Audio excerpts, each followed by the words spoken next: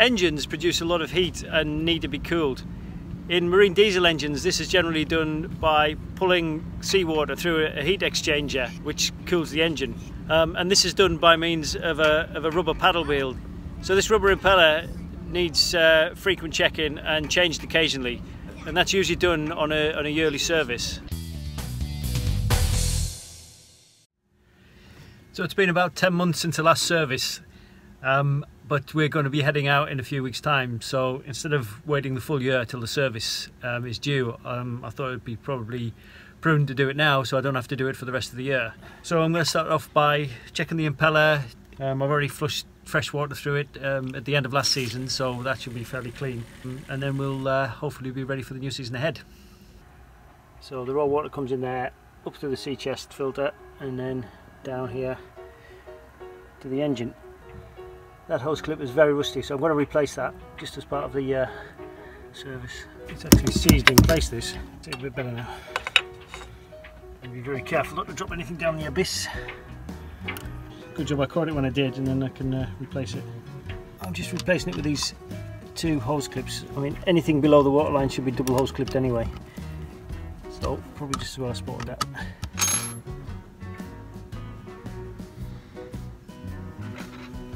The plate needs a bit of a clean as well. So I didn't actually service it last time, but it looks like there's no gasket there. I think there's been a liquid gasket used. There's been no leaks or anything, so yeah, it's obviously worked fine. Pretty well stuck in there. And the one thing I don't want to do is get screwdrivers and leave it out, because I know that can damage the seal. So this is taking ages to get out.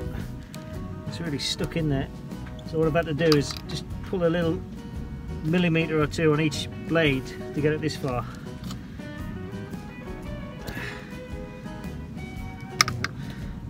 Even though there's nothing obviously wrong with that, because it's such an important part, I'm just going to replace it anyway and then just keep that as a spare. It's a good argument for taking your impeller out at the end of the season and putting it somewhere where it can kind of regain its shape a bit. No, I'm going to stick a new one in, I think. Keeping the cooling water going through the engine is obviously important. I think it's one of the top 5 reasons for call-outs, the emergency services, the RNLI and things, is the lack of cooling water, and it can actually seize your engine, so you shouldn't really skimp on this sort of thing. We've got a Volvo Penta TMD22, which in its original form was a Perkins Prima, and the impeller that I've just taken out is an original A259 40, I think. And on board I have a spare one, which is a Johnson 1027, which is identical dimensions. So I thought I'd replace the original, seeing it has been a bit bent, and seeing as I'm doing the servicing anyway. But they don't have an original, so they've given me a Jabsco 1210, which is identical dimensions, but there we've got 3 different manufacturers with 3 identical impellers at all different prices. So I can see how it's a bit confusing for people. It's confusing for me. I've now got 3 impellers on board with only 1 gasket, so what I'm going to do is I'm going to remake this gasket a few times. So I've got some spare gaskets as well from the gasket maker.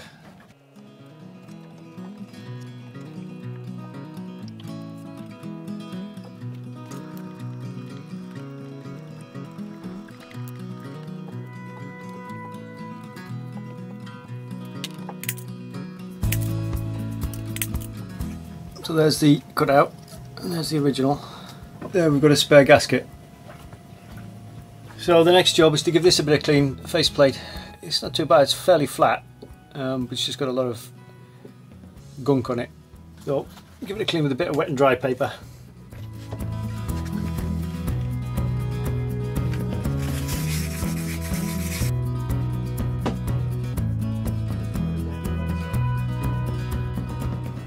Should give it a nice watertight fit up against the gasket, and also a nice clean surface for the impeller to slip around.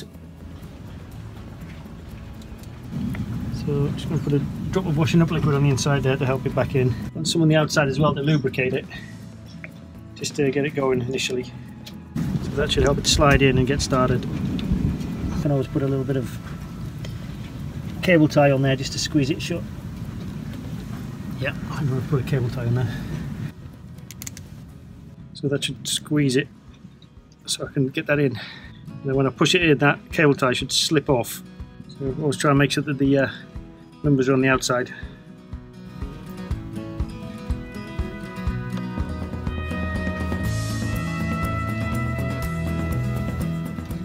Even though the numbers on this one are one way, I can see the outline of the cam on there, so I'm just going to reinstate it the way that it came off. Line up the gasket with the cam, washing up the good on the inside, just to get the impeller on its way. I've also heard that if you put it on the gasket has a tendency to splay out and not create a watertight seal, so I'll go along with that advice. The other thing to do is obviously put them diagonally as well, so when you come to tighten it up it doesn't buckle the plate. Put a bit of rag just underneath there so it collects any drips and stops any salty water dripping down in the engine bay. And also, if you happen to drop any bolts, they kind of collect in the rag. So the other thing that would be nice is if they give you access to these things without putting something in the way, because then you need two different tools to do the job. So that should have been it, job done, but that didn't happen in this case. So this is typical. I've got everything back in place and I forgot to put the little end cap on the impeller. So I'm going to take the whole thing out again and replace the end cap.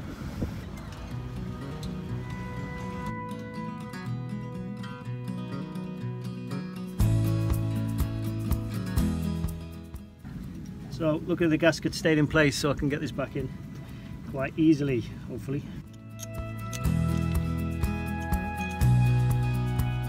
So what starts out as a relatively simple job can escalate into a more expensive and time-consuming project. So while changing the impeller, I managed to shear off a bolt on this side, and I also noticed a crack in the pulley wheel here. So I think the only way to deal with it is to take the whole thing off.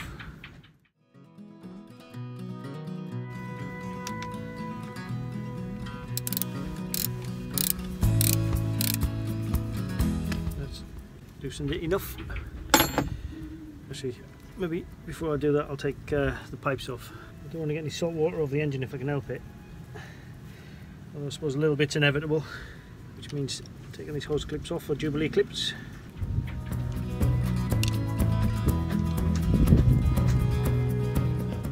Try and do this without much water spillage.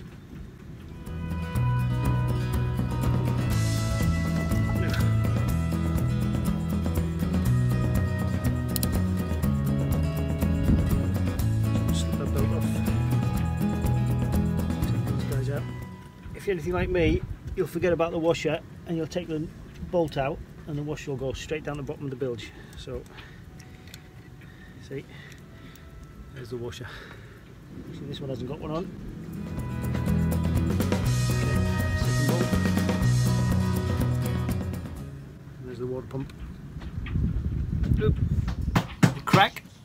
What? And there's the sheared off bolt. Okay, so I'm going to clamp that in with my mole grips. That is tight.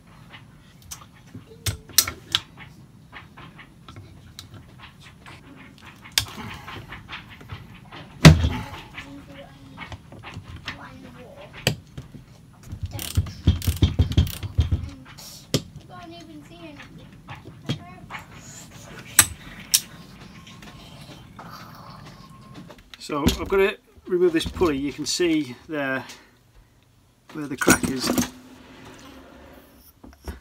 It does go all the way around there, so definitely needs replacing.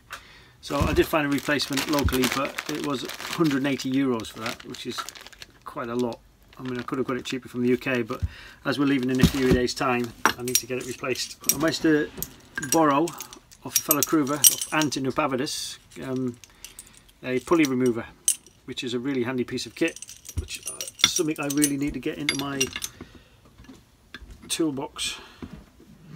So you just mount it over the pulley like so,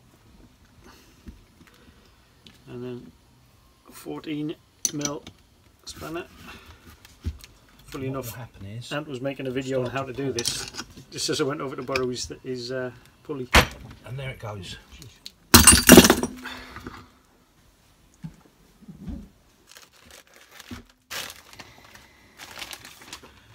So that was €180, can you believe it? I mean, the pump itself you can get from the UK for just under 300, so that is an expensive bit of engineering.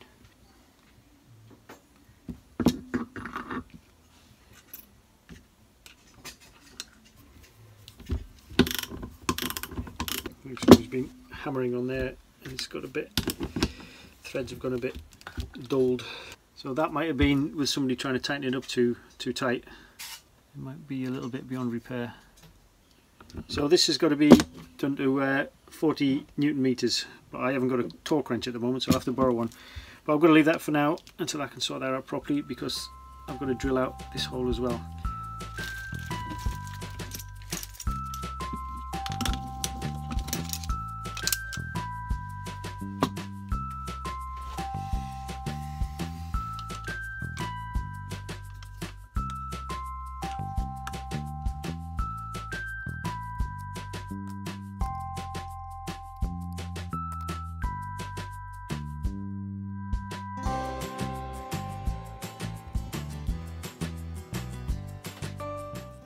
So the unfortunate thing is, I put a new gasket in, a new seal, and I'd sealed it really tight, and obviously when you take that off you destroy the gasket, and so the whole thing needs removing, resanding again and putting back, which is a damn shame.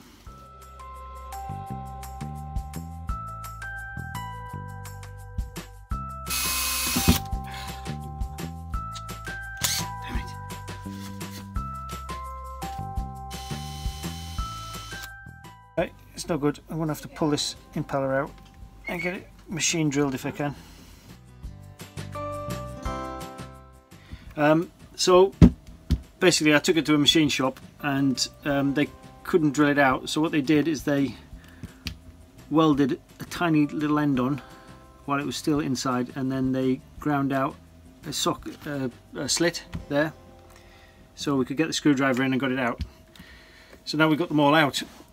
Well, incidentally, these were stainless steel screws as well, and I'm not sure they're the best things to have in a bronze housing like this, or is it brass? Bronze, I think. But there are no other screws available apart from stainless steel. Even the stainless steel ones, they didn't have any with the hexagonal head. So what I've had to do is take some Phillips screws like this and grind it down to the right size. And even though I hate mixing screw heads up, it's one of my pet hates, but there's nothing I can do about it. It's going to hold it temporarily in place until I can get the right, till I can source the right bolts. So next thing I'll do is re-clean everything, the plate and the pump housing, and get it nice and shiny again. 1200 grit. So I'm just going to basically take these back, clean them so they're nice and tight, get a nice tight grip on it, and replace the impeller, re-gasket the seal, put it all back together and replace the pump. I think this is about the third time I've done this now, and hopefully I can get all of the bolts in place without messing up this time. It would be a perfect opportunity to service the whole kit and get everything out and check the circlips and everything, but I haven't got a service kit on board and I couldn't get hold of one quick enough. So I'm just going to put it back together as it is and then do the whole thing again.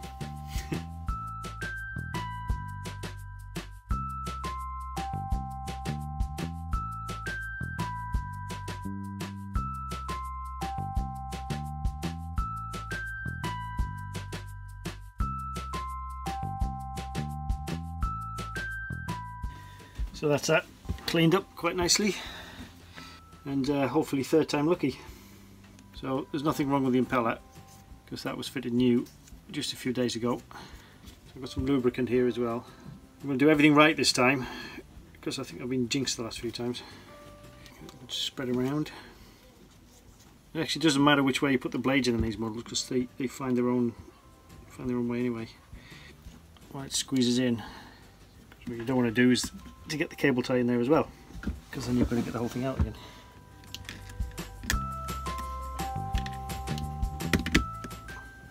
And now I've lost the end cap. Oh, there it is. With all this in and out in, I've just noticed I've actually broke one of the blades. So I've got, the whole thing's going to come out again.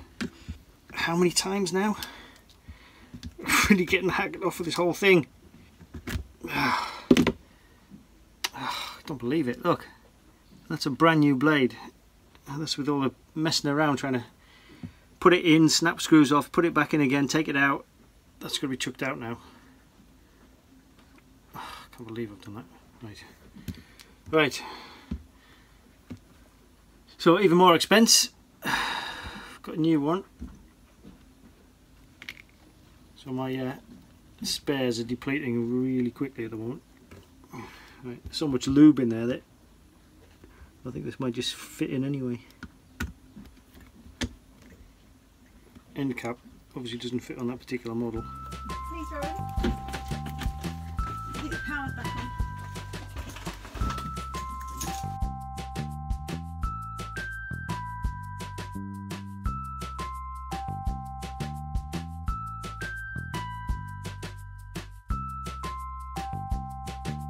So finally the water pump was ready to put back in place with its new screw, new impeller and a new pulley.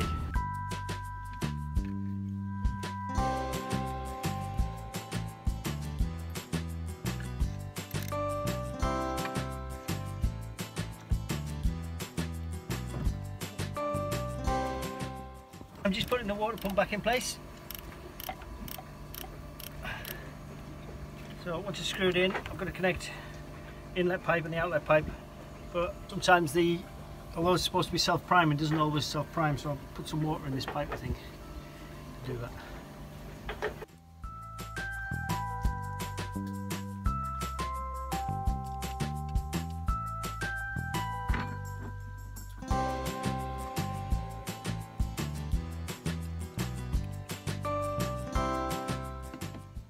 I've put water in this pipe as well. I'm just putting some in this just to help with the suction.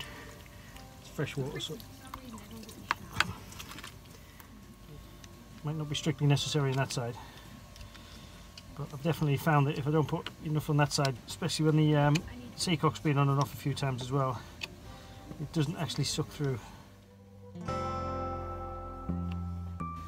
While I'm down here, I just want to check the wastegate for the turbo. Let's make sure that's free. Yeah,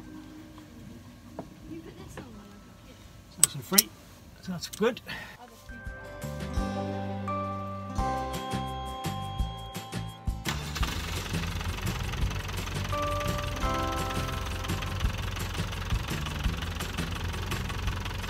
And once I've got this sort of telltale thing here, there's a little hole there, you feel it squirting out and it goes into a cockpit drain. Everything seems to be good.